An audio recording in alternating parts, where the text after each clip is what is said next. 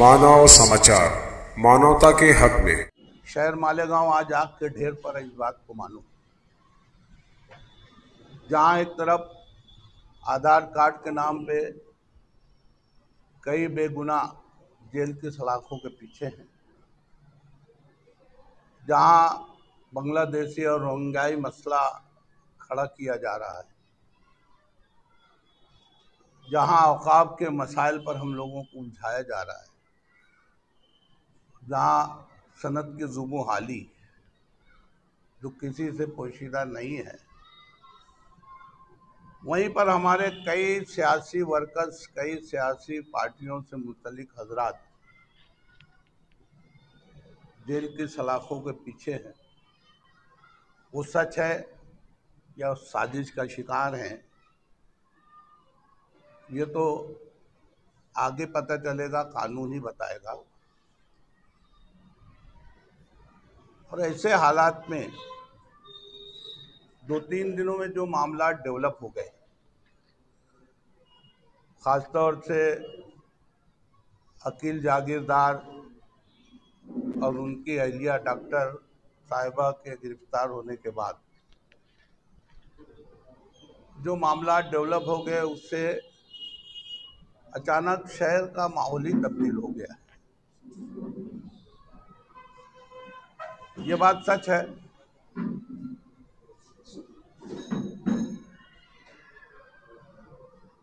अकील जागीरदार और उसकी अहलिया या नदीम फिटर ये किस कमाश के आदमी है, किसी से पोशीदा नहीं है। उसने तो मीडिया के सामने वाला ऐलान कहा कि इसके मास्टरमाइंड कौन कौन लोग हैं, लेकिन दुनिया जानती है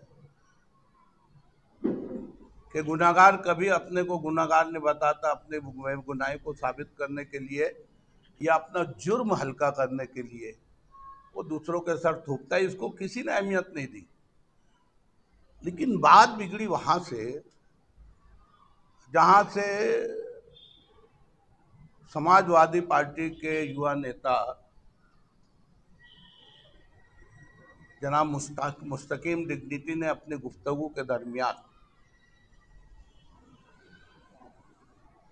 कांग्रेस साई के सदर मोहतरम एजाज बेग का नाम लिया और उसमें उसने वो डॉक्टर मोहतरमा के ताल्लुक से कहा कि उनके पास कोई पेपर है जिसमें वो ये बताना चाहते हैं कि वो उनकी बीवी है। मैं आपसे पूछता हूँ, वो बीवी एजाज बेग की थी या है, तो अकील जागीरदार के साथ कैसे रह रही है? इतना शऊर तो किसी भी शख्स को हो सकता है। हमारे मुस्तकीम डिग्निटी साहब चाहते तो एजाज बेग के रूबरू होकर ये बात करते कि देखो ये इल्जाम तराशी तुम्हारे ऊपर हो रही है, बोहतान तराशी हो रही है, या उसको अच्छे ढंग से बयान कर सकते थे कि ये मुजरिम अपना जुर्म छुपाने के लिए लोगों के सर थोप रहा है, जैसे कि उनके सर थोपा जा रहा है। लेकिन उन्होंने जिस ढंग से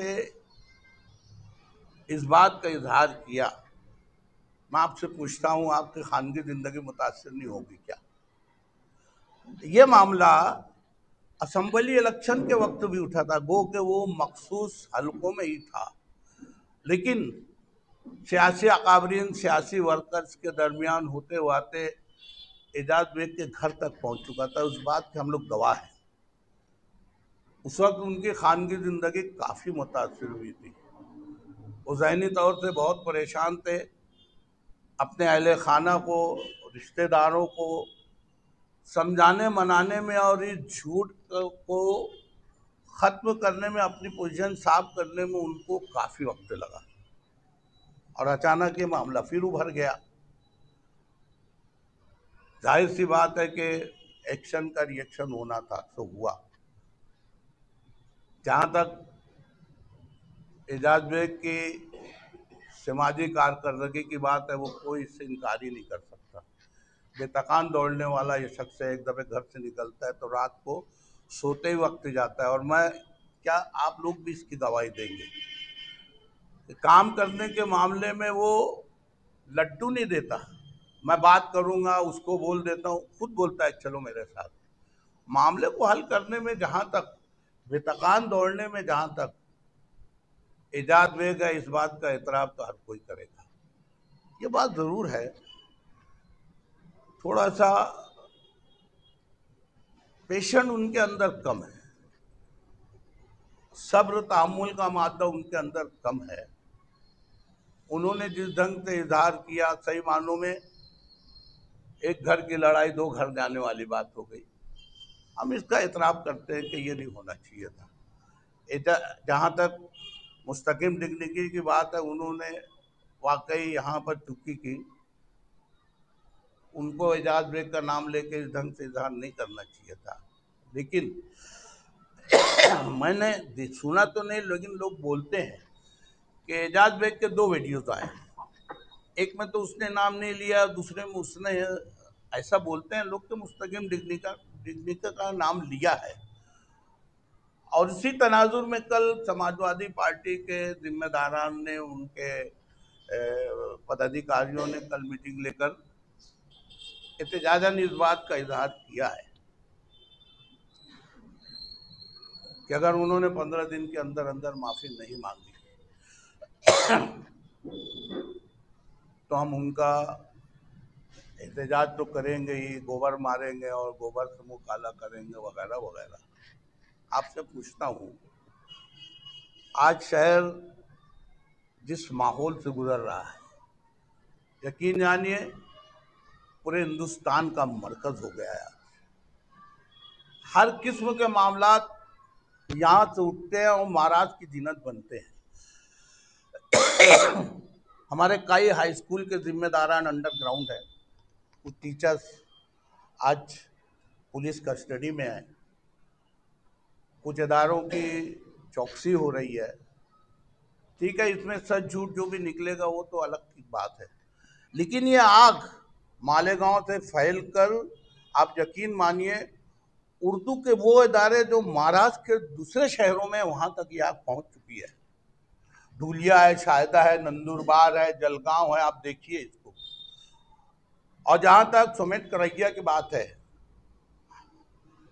देखिए वो कहाँ, जलगांव से लेके वो अकोला सब तरफ जा रहा है और हर जगह मुसलमानों को वो टारगेट कर रहा है। मैं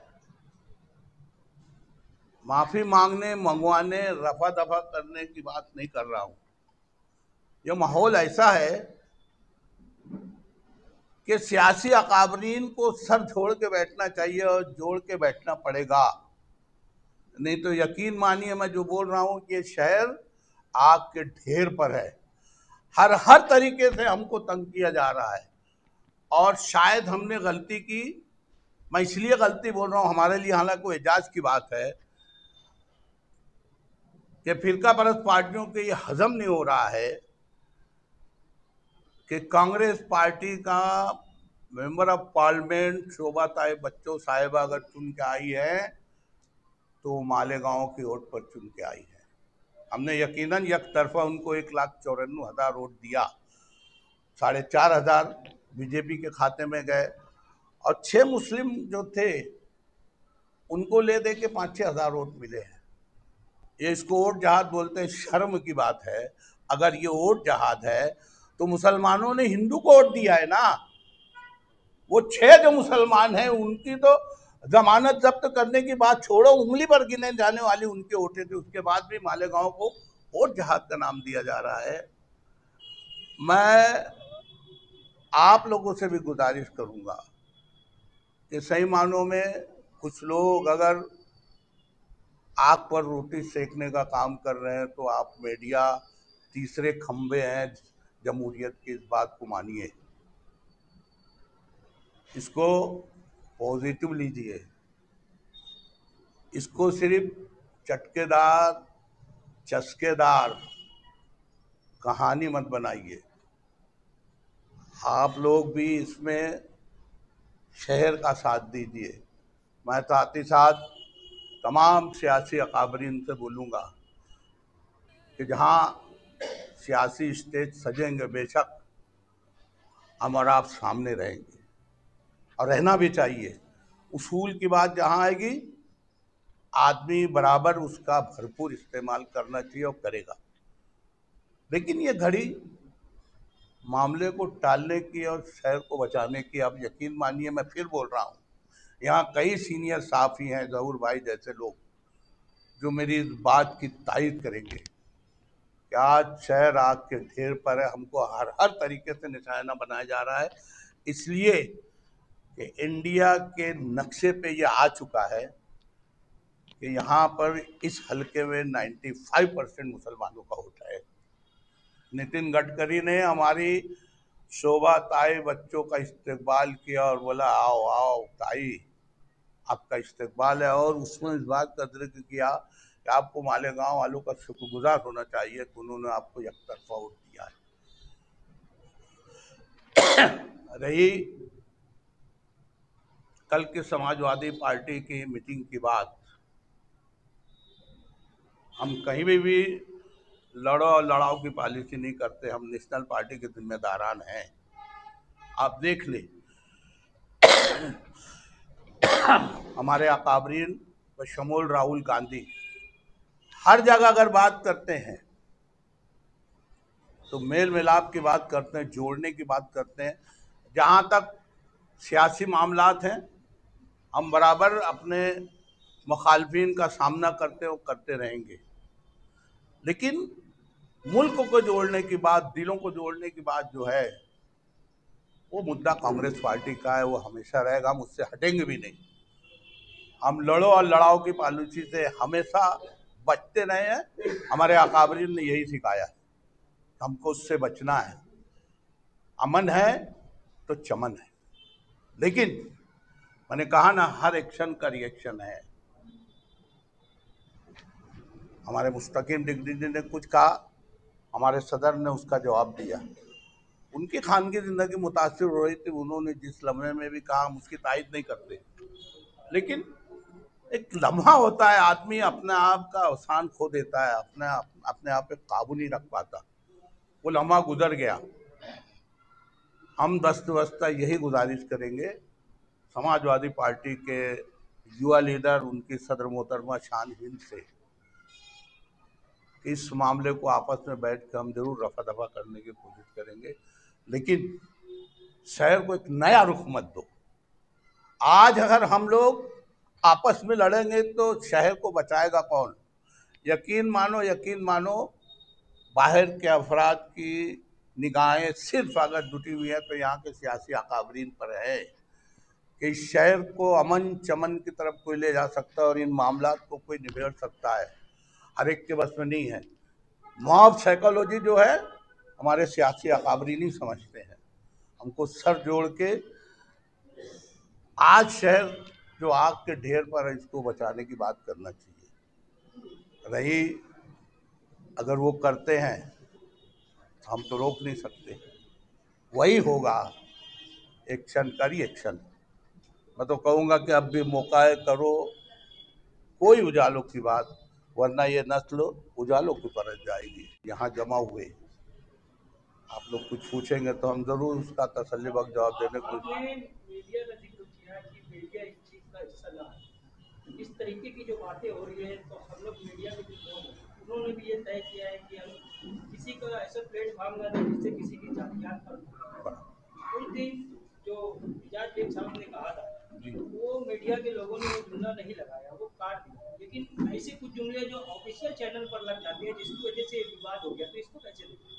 नहीं, देखिए, मैंने इन जनरल कहा है कि एक वक्त आता है कि आदमी मोहतात हो जाता है। और मैंने कहा ना, आप जमहूरियत के तीसरा सुतून हो, आप लोगों की भी जिम्मेदारी बढ़ जाती है कि शहर आज जिस ढेर से गुजर रहा है, इसे तो कोई इनकार नहीं कर सकता। आप लोगों की भी बहुत बड़ी जिम्मेदारी, बल्कि मैं तो ये कहूँगा कि सबसे बड़ी जिम्मेदारी आज आपकी हो गई है। कल तक ये सोशल मीडिया इतना ज़्यादा इसका रिवाज नहीं था। लोगों को अखबार और बोर्ड के जरिए पता लगते लगते कई दिन निकल जाते थे। यहाँ तो मिनटों मिनटों में इधर उधर बात हो जाती है। हर कोई मोबाइल खोलता है, पहले मालेगांव की न्यूज़ देखता है। आप यकीन मानो, हम मालेगांव में बैठे हैं, मैं भिवंडी बॉम्बे में, रिश्तेदार हैं, धुलिये में है। वो उठते हैं पहले मालेगांव के चैनल्स खोलते हैं। आज जिस किस्म का माहौल है, उस तनाजुर में मैंने कहा कि आप लोगों की भी बहुत जिम्मेदारी हो जा रही है, इसको आप थोड़ा सा संभालिए प्लीज। बात कर रहे हैं जागीरदार की बात की, जागीरदार तो वो लोग जेल में हैं जी, उसके बारे में आप क्या सोच रहे हैं?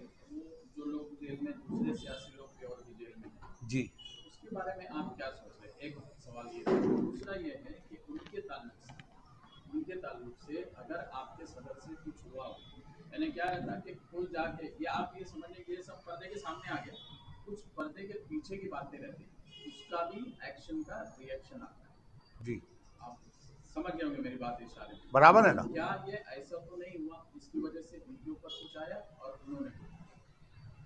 देखिए, मैं तो कहूँगा कि वक्त सबसे बड़ा मरहम, और उसका हमको इंतज़ार करना चाहिए। मैंने शुरू में ही कहा कि अकील जागीरदार और वो नदीम फिटर, या उनकी अहलिया, ये किस कमाश के लोग हैं। इसके पहले भी नदीम फिटर खबरों में आ चुके हैं, है ना। तो हम लोग उनकी बातों पर किस कदर भरोसा करें। उन्होंने तो दूसरे सियासी अकाबरीन के ऊपर भी इल्ज़ाम लगाए कि मास्टरमाइंड है, लेकिन शहर ने उसके ऊपर कान भी नहीं धरा। क्योंकि हर मुजरिम चाहता है कि वो बेगुनाह साबित हो जाए, या उसके गुनाह का बोझ कम से कम दूसरों के कंधे पे जाकर हल्का हो जाए। तो मैंने यही कहा ना कि इनकी बात को तो कोई गौर नहीं करेगा। हाँ, जहाँ तक हमारे दो सियासी जिम्मेदारान शहर के जेल में हैं, मैं कहता हूँ हर आदमी खता और निसिया का पुतला है ना। हर एक से चूक होती है। तुम हम सब लोग मुकम्मल नहीं हैं, कहीं ना कहीं किसी ना किसी ज़मरे में हम लोगों से भी चूकियाँ होती रहती हैं। लेकिन उतना एक पहलू को बनाकर किधर किसी की किरदार कशी करना, ये भी तो मुनासिब नहीं है। होता है, हम लोगों से भी चूकियाँ होती हैं, आप लोग भी हैं, कहीं ना कहीं लेन देन में, बोल चाल में कहीं ना कहीं चूकियाँ हो जाती हैं। लेकिन जो इस कमाश के हैं वो तो दिखते हैं ना। आज ये दो लोग अंदर हैं, शबीक राना साहब और हमारे यूसुफ इलियास साहब हैं जेल की सलाखों के पीछे। ये तो वक्त ही बताएगा कि इनके साथ साजिश की गई या वो इस तरीके के अतवार से पहले से है। आज हम कुछ नहीं बोल सकते उनके बारे में। दूसरा, आपने सियासत का वो दौर भी देखा है जब नियाल साहब मुफीद सेठ और ये भी थे, और आज का भी था। जिस तरह से सुलझी हुई बात आपने की, आपको सब कहना था, आपने सब कह दिया, लेकिन वो समझने वाले को समझ गए कि आप क्या कहना चाह रहे थे।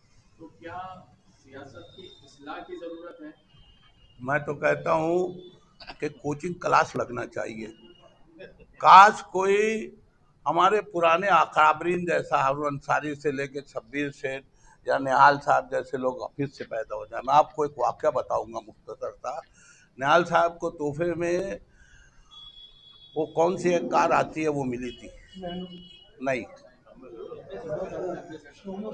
सोमो कार मिली थी, सोमो कार मिली थी। मुखालफिन ने स्टैंड के पास बोर्ड लगाया, बेकार को कार।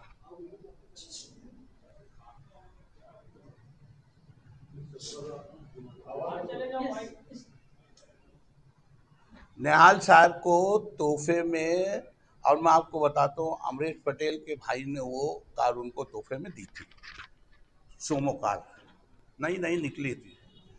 मुखालफिन ने स्टैंड के पास बोर्ड लगाया, बेकार को कार, कुछ करते नहीं तोहफे में कार लेते हैं वगैरह ये वो। हमारे वर्कर्स जमा हुए, बोले साहब इसका जवाब देना चाहिए। अरे बोले बेवकूफ़ लोग, जो जवाब मुझको देना था वो दे रहे हैं कि मुझको कार कहाँ से मिली है। तुमको तो उनका शुक्रिया अदा करना चाहिए कि निहाल साहब को ये बताना पड़ता कि वो कार उनको तोहफे में मिली है, वो खुद बता रहे हैं ना। तो ये थी सियासी वक्त की एक हलचल थी, उस वक्त का माहौल अलग था। आज जो माहौल बन गया है, तो आप सीनियर लीडर है, आप ये चाहते हैं कि बाकी के सियासी जो लोग जो अभी ये खिलाफ हो गए, इसके अंदर उन लोगों को आप पहल करके उनको बुलवा लेंगे, या पहल करके आपके सदर को भी सामने लेके आकर दोनों को बिठा के ये मामला खत्म करने की कोशिश आप करेंगे? क्या आपकी? नहीं, मामला तो मैं जिस ढंग से बात कर रहा हूँ रफा दफा होना ही चाहिए। उसमें हमारे तमाम जिम्मेदारान की उसमें शमूलियत रहेगी। हम बराबर सर जोड़ के जाएंगे और मामले को रफा दफा करने की बराबर कोशिश करेंगे, क्योंकि ये वक्त इस ढंग की लड़ाई का नहीं। और मैं तो कहता हूं कि कभी भी इस ढंग की लड़ाई का मौका सियासी लोगों के पास रहना ही नहीं चाहिए। ये जाति किरदार खुशी है, इससे बहुत से घर बर्बाद होंगे, बहुत से घर इससे मुतासिर होंगे। हमको सियासी तौर से अपने तौर पर, मैं जानता हूँ पुराने वक्तों में ज़्यादातर हमारे सियासी लीडरान 11-12 के बाद नशा भी करते थे, लेकिन कभी निकलती थी क्या उनकी बात जातियात? और किसी ने अगर की तो दूसरे बोलते थे कि यार उनकी जाती जिंदगी से तुम्हारा क्या, तुम्हारा सियासी ढांचा इस शहर को कहां मुतासिर करता है बताइए ना। कई सियासी लीडरान हैं जो नशा करते थे, लेकिन कभी किसी ने उनके ऊपर उंगली नहीं उठाई। ये उनका जाति फेल था, उसको सियासी जिंदगी से किसी ने नहीं जोड़ा। किसी ने जोड़ने की कोशिश की तो शहर ने उनकी बात पे कान भी नहीं धरा। आज ये क्या हो गया है, जातियात पे लोग जा रहे हैं ना, ये सही मानों में घर खराब करने के बाद एक दूसरे का दिल मैला करने की जो बातें हो रही है, मैं फिर कहूँगा कि इसमें सही मानों में सब सहम रोल आपका हो सकता है। मैं तो कहूँगा जिस ढंग से आप मुझसे पूछ रहे हो ना जहूर भाई, आप सही में एक दफा जोड़ के इस किस्म का ना एक कोचिंग क्लास शुरू कीजिए और लोगों को बताइए कि देखो पहले की सियासत आपने भी वो जमाने देखा, पहले और अभी में क्या फर्क आपको दिखेगा। अब इसमें आपके सदर साहब जो हैं उनके बारे में भी ये है, वो जज्बात में बह जाते हैं या फिर अपने जज्बात पे कंट्रोल नहीं कर पाते हैं, जिसकी वजह से शोभाताई से लेके और उससे पहले से लेके अभी तक के ये सारे वाकयात हुए। तो आपके सदर के जिम्मेदार है ना? नहीं, मैं इससे इनकार नहीं करता। मैंने शुरू में ही कहा कि देखो वो शख्स बेतकान दौड़ता है और इसे कोई इनकार नहीं कर सकता, लेकिन इंसान खता और नसिया का पुतला है। हर एक में हर फन नहीं होता, वो थोड़ा लूज टेम्पर है, जल्दी बिफर जाता है, जबान और दिमाग और मिजाज से कभी कभी कंट्रोल खो देता है, ये खामी है उसमें। और यकीन मानिए, मैं एक बात ज़रूर बोलूँगा, वसूख से बोलूँगा कि उसमें फ़र्क आया है। उतना नहीं आया है कि लोगों को नहीं महसूस हो, लेकिन पहले की नस्बत फ़र्क ज़रूर आया है। हम लोग गाए बगाए उनको अपने तौर से बोलते रहते हैं। वो बकर भाई से लेके हमारे भाया वगैरह सब कुछ हम लोग बैठते हैं ना, जब भी उनसे बोलते हैं कि साहब आप में सब अच्छाई है, काम करने की जुस्तजू है, बेतकान दौड़ते हो, लोगों का फ़ायदा करते हो, लेकिन थोड़ा सा अपने आप को कहीं कहीं ना मॉडिफाइड करने की कोशिश करो।